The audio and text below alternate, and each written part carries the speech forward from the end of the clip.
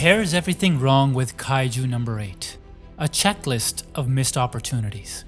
The first major problem is also the story's most intriguing point, and somehow the author just wasted it. For many of the fandom, this was the moment Kaiju No.8 lost its unique identity. It started with such a strong premise. In Chapter 1, Kafka is introduced as a guy with no prospects.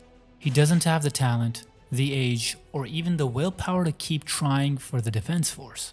He gave up after a few failed attempts. He was painted as the ultimate underdog, and then suddenly he gets kaiju powers. The guy who had nothing had the strength to fight and chase his promise to Mina. But there's a catch. He turned into the very thing humanity despises most. The contradiction was the hook of the story. Immediately it raised gripping questions. Two specifically. Could Kafka rise through the ranks as a washed up 30-something without relying on kaiju powers? Whoa. That's offensive to 30-somethings like myself. And could he hide his monstrous identity from the very people who lived to hunt kaiju? If this was done a little differently, it could have been a suspense-driven ride. Kafka secretly saving lives, building tension as his good deeds went unnoticed. The eventual heartbreak of Mina's reaction when the truth would come out. There was endless emotional ground to cover. Instead, by chapter 32, all of that tension was gone. Just like losing your virginity too early. The identity reveal came abruptly, with almost no build-up. Reno stayed silent. Kikoro, who had every reason to hate kaiju after her mother's death, was somehow instantly convinced. Only Hoshina kept a shred of suspicion, and the supposed big threat that forced Kafka's reveal was a random kaiju explosion which was barely set up in the story. The stakes just weren't there. The division fought a kaiju wave, barely anyone died, and yet Kafka had to step in there. It felt less like a climax and more like a forced shortcut. Basically, the one hook that could have carried the series for years was cut short. Fans called it robbing the story of its most interesting element, and throwing away years of potential in one chapter. And honestly, they're right. What could have been a tense, morally complex kaiju drama with a mature MC became yet another super-powered protagonist story. 2. Abandoned plot points. There are so many abandoned plot points that unless a sequel ever comes, Kaiju No.8 risks becoming the most popular series to end in the most nonsensical way. Because if you look closely, there are huge gaps in how both the kaiju and the defense force were handled. Take the kaiju themselves. Just their existence should have been terrifying, like the Titans in Attack on Titan. They're enemies that humans should have no chance against, and yet humans fought back.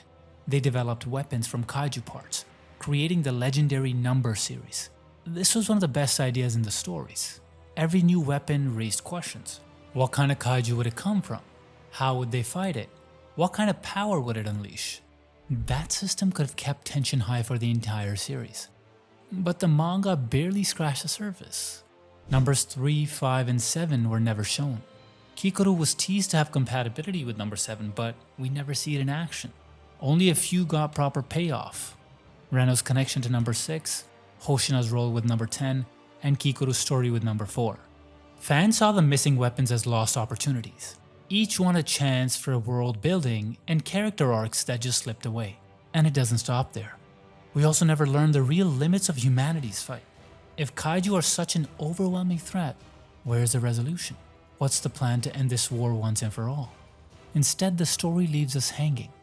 Another Kaiju No.9 could appear at any time. So how long can humanity keep defending with no hope for a future? Was there ever meant to be an endgame? Or was the kaiju threat just a backdrop for endless battles? Now let's talk about something even more ridiculous.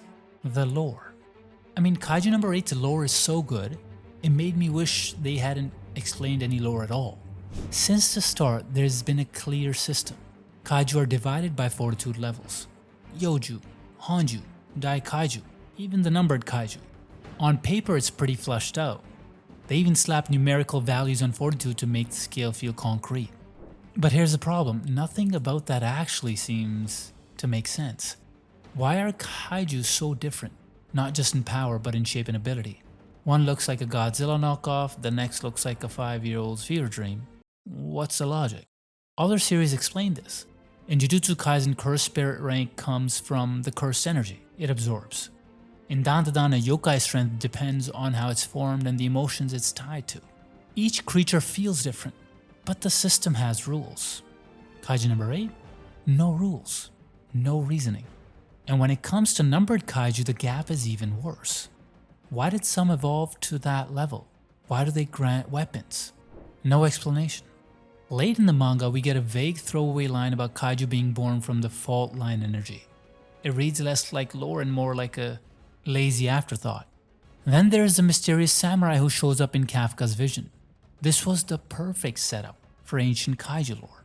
Maybe a historical arc with parallels to modern characters, but the only payoff was a rushed Mireki-era flashback after Kafka's first death. That's it. Honestly, the scene felt like a poor imitation of Sung Jin-woo's awakening in Solo Leveling. Dying, losing his heart, reviving with new power. The parallels are impossible to ignore. But where Jin-woo's flashback deepened the lore, Kafka's felt like a copy-paste from ChatGPT with no real purpose. So it leaves the question, was the lore of Kaiju No. 8 ever planned? Or was it quickly stitched together on the fly? Now let's talk about the characters in the story. Kaiju No. 8 might just be the only manga where if you remove the main character entirely, the story wouldn't even change. The premise was bold. A 32-year-old man with no talent, no skills and no prospects trying to rise to the ranks of the defense force. He was an underdog but not the usual teenager with a trauma backstory trope. That setup could have explored so much. The maturity gap with younger cadets, the wisdom of life experience, the unique skill of dismantling kaiju corpses. But instead of leaning into that, Kafka acts like a bumbling shonen rookie. His personality is more 15-year-old sidekick than seasoned adult. His kaiju cleaner background barely matters in combat. His strategy boils down to punch harder, and his motivation was narrowed almost entirely to simping for Mina, instead of broader stakes like proving himself, protecting civilians, or finding meaning in his wasted years. Even the choice of him as host feels arbitrary. There's no reason the insect kaiju had to pick Kafka. If it had chosen Reno, the plot would have unfolded the same way. Kafka doesn't feel unique. He was just another anyone can fit template MC, which is why many fans compared it to Solo Leveling or Black Clover. Nearly dead protagonist, handed villain coded powers, instant chosen one. And it's not just Kafka. The villain of the story is equally hollow. Kaiju No. 9 is the definition of a generic antagonist. Humanoid design, vague motivations, no compelling backstory. His power scaling shifts whenever the plot needs it. Regeneration when he should die, sudden weaknesses when the heroes need a win. Worst of all, he offers no ideological contrast to Kafka. Great villains force the hero into a philosophical clash. No. 9 just mutters pseudo-philosophy and telegraphs his next attack. And the side characters, most are just set dressing. Reno started as a near second protagonist but got sidelined into a cheerleader role. Mina's entire function is to exist as Kafka's crush. Take her out, replace her with revenge motivation, and nothing changes. Gen, Isao, and even Hoshina end up as aura farmers powering up Kafka's spotlight. The only one with a meaningful arc is Kikoru. Everyone else like Iharu, Aoi, Haruichi, background noise. Remove them and the story barely shifts. At that point you have a series with no main character who matters, no villain who challenges him, and side characters who are disposable, which leaves just flashy monster battles with no heart behind them. I can at least understand weak characters. It happens, not every side cast is going to be flushed out. But what the author did to the world building of Kaiju No. 8 didn't have to be so criminal. This series promised a world worth saving, so why does it feel like we really never saw it? From the start, it sets up a dangerous reality where humanity has spent decades locked in battle against monsters. We see glimpses of how this shapes daily life. Anti-kaiju weapons, bunkers, and safe houses, defense force patrols. The world is clearly built around survival, and it's barely explored. The kaiju threat isn't just Japan's problem, it's global, but we never see a single foreign perspective. No international cooperation, no politics, no cultural fallout, not even any hints. The premise had room for so much more. Geopolitical tensions, different nations developing unique weapons, maybe even clashing philosophies on how to handle kaiju. But the entire global crisis feels confined to Japan. Instead, somehow every single numbered kaiju just happens to appear there. They hand wave it by saying the kaiju threat is highest in Japan, but come on, not one numbered kaiju outside of it? And it's not just the world at large. Even Japan's own defense force feels hollow. For an organization that is the centerpiece of the series, we learn shockingly little about it. Other divisions, special units, leadership politics, barely touched. Training academies, almost non-existent. Even basic operational details, how they coordinate nationwide during major attacks, skipped over. Compare that to Attack on Titan, where every branch of the military is distinct with clear roles and tension between them. Or Jujutsu Kaisen, where the academy system grounds sorcerers in a wider structure and hierarchy. So what we're left with in Kaiju No. 8 is a world that promised depth, but played out like a stage backdrop. A place for monster fights, not a world truly worth saving. Of course, the world and its systems are one thing, but the power system, that's a whole different disaster, isn't it? If I'm being honest, Kaiju No. 8 had one of the simplest power systems in anime history, and that's exactly why it sucked. There are basically two skills: fortitude levels for kaiju and compatibility percentages for defense force members. On paper, fortitude levels looked solid. Yoju, Honju, Daikaiju, they were all clean categories with numerical values attached. It made kaiju threats easy to track and gave Kafka instant overpowered status as soon as his numbers came in. But beyond that, useless. The moment Kaiju No. 9 entered, the system collapsed. Started at fortitude 8.5 and then got crushed by Kafka and then regenerated like nothing happened. What's the point of power levels if villains just shrug them off? Later, No. 9 molts into a stronger form out of nowhere, suddenly strong enough to beat Isao. But what triggered that molting? Eating kaiju? Sheer plot convenience? By the time he evolved a few more times, his strength became immeasurable, which just turned the fortitude system into a flavor text. And if fortitude was messy, compatibility was even worse. In theory, compatibility is the percentage of power a soldier can draw from their suit. Talented fighters climb faster, weak ones stagnate. But what actually defines talent here? Genetics? Training? Willpower? Random luck? The manga doesn't give it to us. Kikaru can jump 20% in a heartbeat, while Kafka barely gains 1%. Gen scores 98% with a regular suit but somehow has no affinity with numbers weapons? Why does the compatibility force members had with regular suits not matter when it comes to numbers weapons? Meanwhile, Reno, who arguably has more willpower than anyone besides Kikaru, is stuck with mediocre suit percentages. Why? No reason. At the end of the day, both fortitude and compatibility stop being real systems, they're just shiny stats slapped on for hype. Only because the numbers never actually add up. Now, this is something that might have pissed me or others off more than anything else. The lack of stakes. It's a war to save humanity, where anyone can die at any time, so why does it feel like no one really can? Right from the beginning, the series undercuts its own tension. Kafka and Reno are ordinary guys attacked by a Yoju. Kafka tackles Reno out of the way, but how does he not get torn apart instantly? Mina eventually saves them, but she's a sniper. Why did it take so long in the first place? Then the aptitude exam.